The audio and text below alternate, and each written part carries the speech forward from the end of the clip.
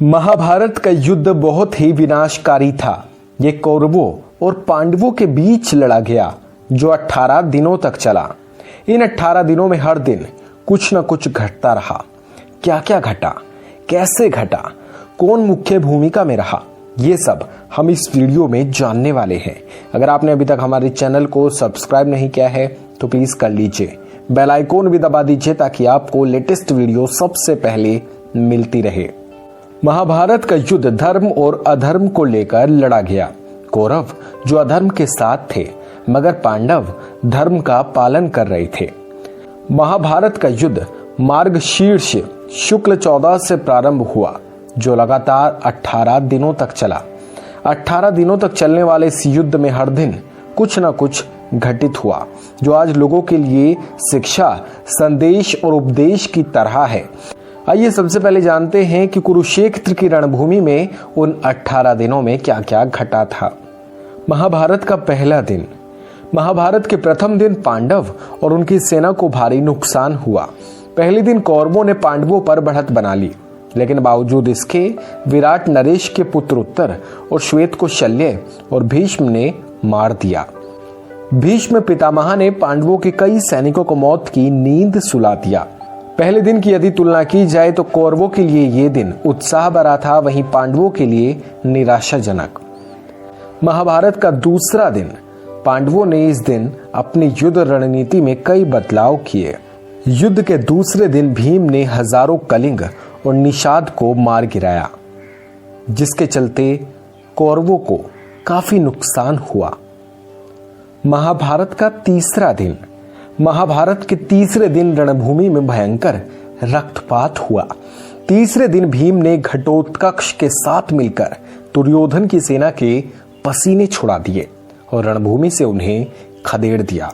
इसके बाद भीष्म ने मोर्चा संभाला और भीषण संहार मचा दिया। तब श्री कृष्ण अर्जुन को भीष्म पितामह का वध करने के लिए कहते हैं, लेकिन अर्जुन ऐसा नहीं करते।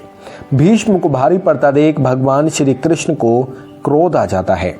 तब अर्जुन उन्हें शांत कराते हैं और पुनः पूरे उत्साह से युद्ध लड़ने लगते हैं। बाद में कौरवों की सैकड़ों सैनिकों की टुकड़ी को वह मौत की नींद भी सुला देते हैं। महाभारत का चौथा दिन। चौथे दिन पांडवों की तरफ से अर्जुन कौरवों पर कहर बनकर टूट पड़े। उधर भीम भी कौरवों की सेना में भारी तबाही मचा देते हैं। इससे दुर्योधन परेशान हो जाता है और वो अपनी गज सेना भीम को मारने के लिए भेजता है, लेकिन घटोत्कच के साथ मिलकर भीम पूरी सेना का सर्वनाश कर देते हैं। दूसरे मोर्चे पर भीष्म का अर्जुन से भयंकर युद्ध होता है। महाभारत का पांचवा दिन। पांचवें दिन कौरवों की ओर से भीष्म पांडवों की सेना की नाक में दम कर देते हैं। तब भीष्म को रोकने के लिए पांडवों की तरफ से अर्जुन और भीम को उतारा जाता है। महाभारत का छठवां दिन। छठे दिन कौरवों और पांडवों के बीच भयंकर युद्ध होता है। धरती दोनों ही सेना के सैनिकों से लाल हो उठती है। छठवें दिन पांडव कौरवों पर भारी पड़ जाते हैं। बस इसी से दुर्योधन क्रोधित हो उठता है।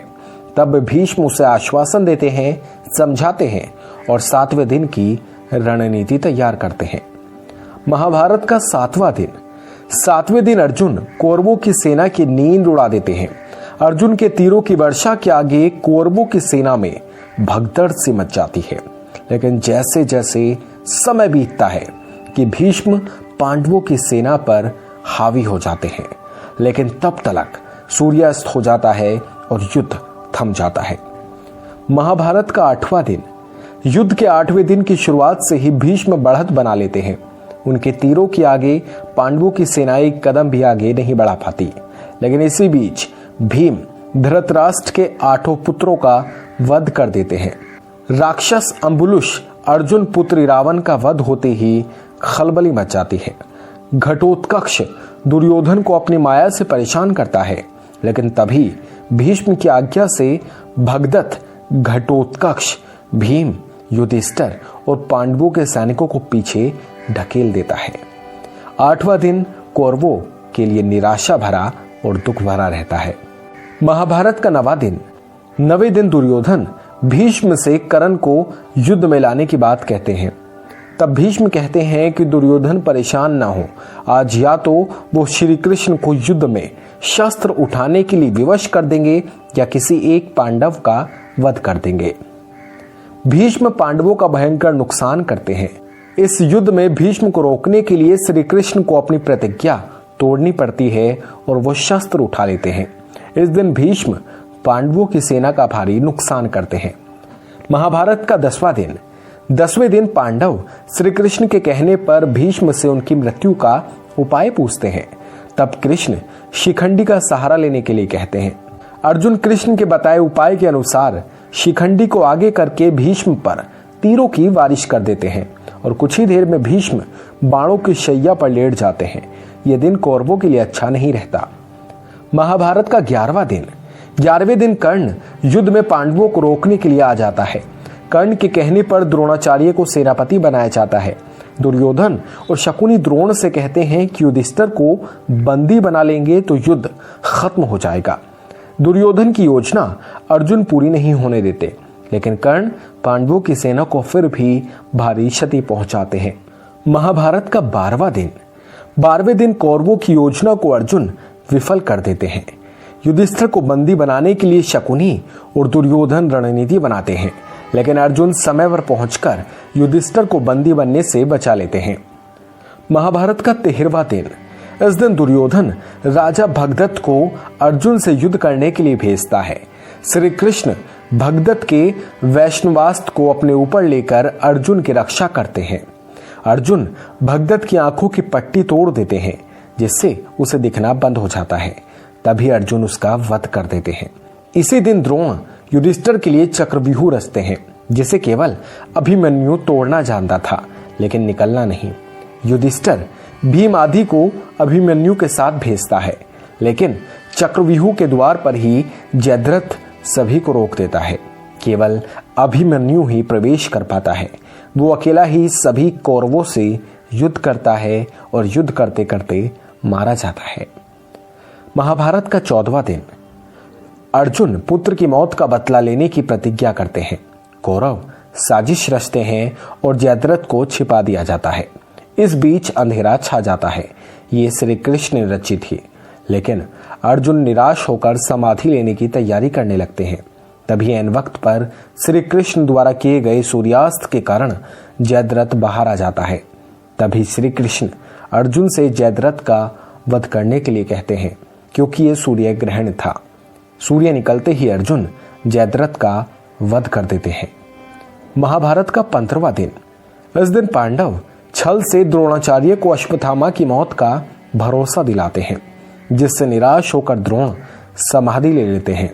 इस दशा में पांडवों की तरफ से द्रोण का सिर काटकर उनका वध कर दिया जाता है। महाभारत का 16वां दिन। इस दिन कर्ण पांडव सेना का भयंकर संहार करता है। कर्ण नकुल सहदेव को हरा देता है, लेकिन कुंती को दिए वचन के कारण उन्हें मारता नहीं। भीम दुशासन का वध कर देते हैं और प्रतिज्ञा को पूरी करते हैं। महाभारत का 17वां दिन। 17वें दिन कर्ण भीम और युधिष्ठिर को हरा देता है, लेकिन कुंती को दिए वचन के कारण उन्हें मारता नहीं है। युद्ध में कर्ण के रथ का पहिया भूमि में धंस जाता है। तभी कर्ण पहिया निकालने के लिए नीचे उतरता है। उसी समय श्री कृष्ण के कहने पर अर्जुन कर्ण का वध कर देते हैं। महाभारत का 18वां दिन। इस दिन भीम दुर्योधन के शेष भाइयों को मौत की नींद सुला देते हैं। उधर सहदेव शकुनी को मौत के घाट उतार देता है। अपनी पराजय मानकर दुर्योधन एक तालाब में छिप जाता है, लेकिन पांडव उसे ललकारते हैं और भीम से उसका गदा युद्ध होता है। भीम छल से दुर्योधन की जंघा पर प्रहार करते हैं। इससे दुर्योधन की मौत हो जाती है। बस दुर्योधन की मौत होते ही पांडव विजय हो जाते हैं। इस पूरे युद्ध में श्री कृष्ण, अर्जुन, युधिष्ठिर, सहदेव या यूं कह लीजिए कि तमाम पांचों पांडवों और श्री कृष्ण की भूमिका बड़ी अहम रही। ये युद्ध असत्य पर सत्य की जीत जैसा था। बाकी दोस्तों, आपको क्या लगता है कमेंट सेक्शन में हमें प्लीज जरूर बताइएगा। वीडियो अगर आप YouTube पर देख रहे हैं तो चैनल को सब्सक्राइब कर सकते हैं, फेसबुक पर देख रहे हैं तो पेज को लाइक कर सकते हैं। वीडियो आपने पूरी देखी है, इसके लिए आपका बेहद ज्यादा शुक्रिया।